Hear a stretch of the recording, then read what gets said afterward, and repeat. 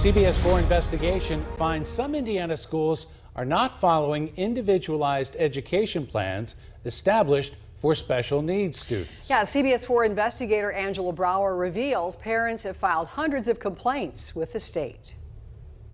Do you want to tell them? When we sat down with Maddox and his mother, Sean O'Connor, this is for my G-tube. Maddox was 10 years old, and by all accounts, he should have been in school. He's missed almost the entire school year. He's only been in school approximately 16 days for the whole year. That's because Maddox has mitochondrial disease.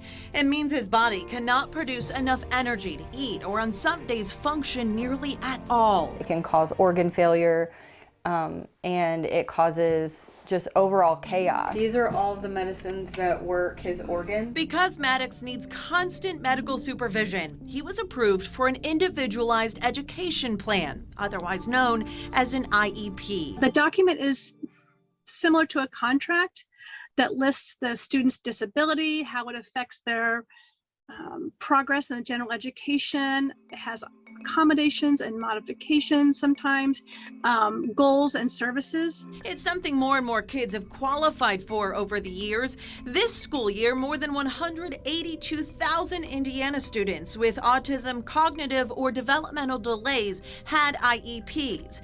For Maddox, the IEP was legal documentation from the school district promising he would be provided a one-on-one nurse throughout the day. But then when it came to the school providing the implementation of the services, they just didn't do it. They kept saying, well, we don't have anyone in our district. Which meant he had to stay home.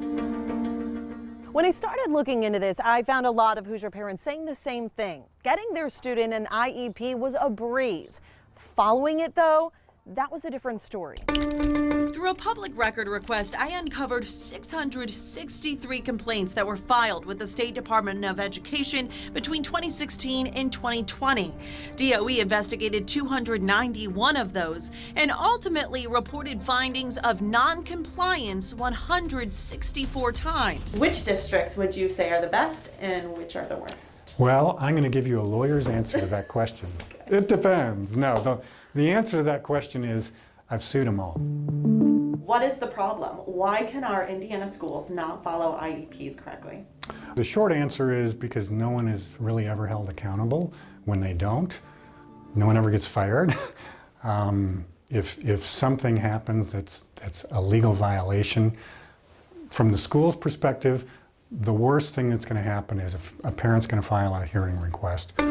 There are two ways for families to do that. One is through an informal dispute resolution. Either they meet with the school or call the Department of Education. The other option is more formal. Guardians can file a complaint, go through mediation to try and force compliance, or hold a due process hearing, which is kind of like court. Parents and the school present their cases, and an independent hearing officer makes a ruling on what will happen going forward. But if none of that works for them, they call a pro bono education advocate or an education lawyer, like Tom Blessing. By the time they call me, they're sort of at the end of their rope. That's really sad. It is sad.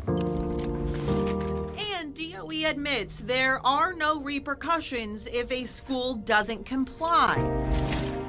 The Department of Education now has a partnership with the University of Indianapolis to attract special education teachers to the classroom. It is also offering free professional development so that staff can learn about IEPs, case conferences, special education rules, and more. I'm Angela Brower, CBS 4 News.